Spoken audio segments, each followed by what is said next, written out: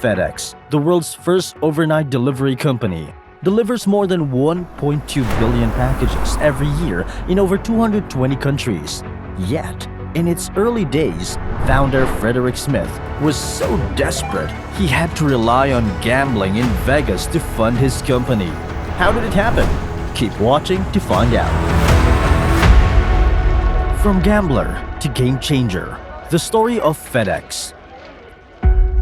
Frederick Wallace Smith was born on the 11th of August, 1944, in the city of Marks in the U.S. state of Mississippi.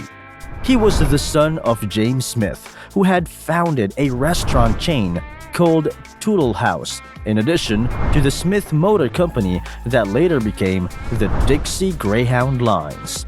James Smith died when Fred was just 4, leaving him to be raised by his mom and uncles. Yet, he kept some of his father's business smarts.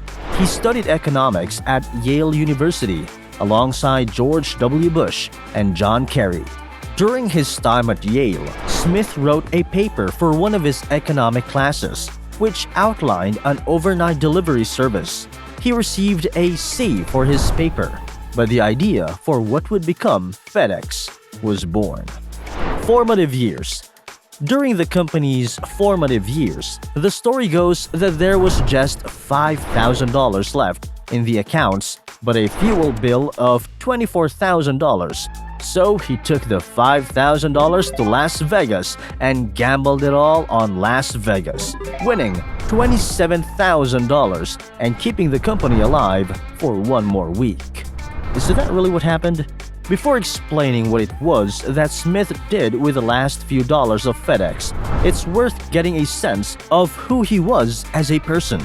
As a youngster, Frederick Smith had a bone disease that left him crippled, but he regained his strength by the time that he was 10 years old. After studying at Memphis University School, he gained a place at Yale University to study economics. A peer of the future President George W. Bush and the Secretary of State John Kerry, he not only became the president of the Delta Kappa Epsilon, but also the secret society of the Skill and Bones Club. After he graduated, Smith, who was a keen aviator, was commissioned in the U.S. Marine Corps and served 2 tours of Vietnam before being honorably discharged in 1969. He was awarded 2 Purple Hearts, as well as a Bronze Star and Silver Star, which shows the sort of person that he was. In 1970, he purchased a controlling interest in a company called Arc Aviation Sales, which was primarily concerned with the maintenance of planes. Within a year, he turned it towards trading used jets, ensuring its success. Early days of FedEx. Back to the early days of FedEx. Having written a paper at Yale about an overnight delivery service, Smith was convinced that the idea had the ability to be successful. On the 18th of June 1971, he took the $4 million that he had inherited from his father and started a company called Federal Express.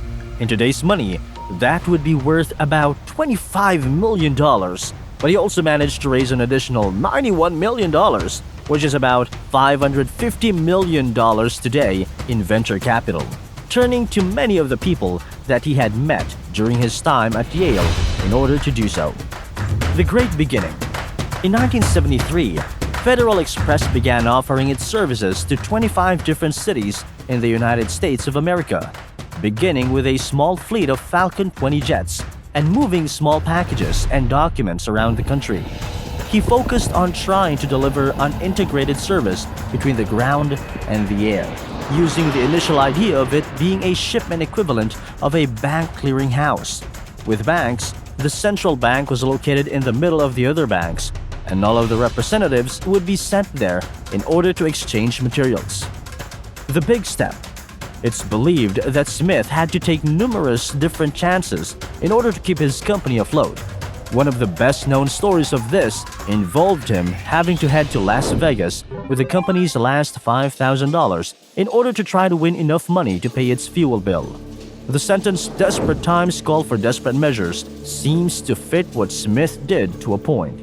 Given his desperation after his application for a business loan was turned down, and it looked like it was curtains for FedEx. Robert Frog, FedEx's incredible journey to success. One of the company's founding executives, Robert Frog, wrote about what happened in his book, Changing How the World Does Business, FedEx's Incredible Journey to Success, The Inside Story. He said that he asked Smith where the money came from, and he told him that the meeting with General Dynamics was a bust. But, knowing that they needed the money for Monday, he took the money to Las Vegas and won $27,000. When Frog asked him what he was thinking, Smith apparently replied, "What difference does it make? Without the funds for the fuel companies, we couldn't have flown anyway." Does the story match up with what Smith himself said happened? In an interview with Charlie Rose, the businessman explained what it was that he did. Asked by Rose about what happened when he went to Vegas $25,000, Smith corrected the interviewer. He said, "Well, no, I didn't go to Vegas with $25,000. I went to Vegas with a few $100s, and the man I was flying gave me a credit line of $1,000, and I won $25,000. He also went on to discuss the myth of what happened next. Smith said, "Although I won the money, he owed so much more money than that it probably would have been a drop in the bucket. But it's symbolic, and it probably would have been important. It's true, and it's a great story that everyone likes to tell." Smith didn't manage to turn $5,000 into $27,000 exactly. In some ways, it's even more impressive that he managed to turn a few $100s and a credit line of $1,000 into enough money to keep the company going. Though Smith literally gambled the future of the company on his skill at playing blackjack, it survived. As Frog put it, Fred's luck held again. It was not much, but it came at a critical time and kept us in business for another week. The growth. In the weeks and months that followed, FedEx was able to build up enough money to keep going and growing from strength to strength. By 1983, FedEx had revenues of more than $1 billion, suggesting that this decision to put everything on the table had worked out for him. The company grew rapidly, expanding to both Europe and Asia in 1984. Within 4 years, it had moved to acquire one of its biggest competitors, Flying Tiger Line, which made it the largest cargo airline anywhere in the world. A decade later, and the decision was taken to officially change the company's name from Federal Express to FedEx, and adopting the nickname that most people had used for years. The company continued to grow, to the point that in April of 2015, it could buy TNT Express, a rival firm, for $4.8 billion.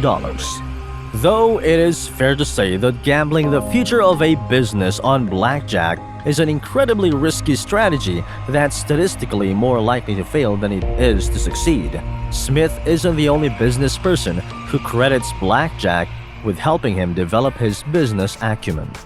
How Bill Gross took the big risk Smith took.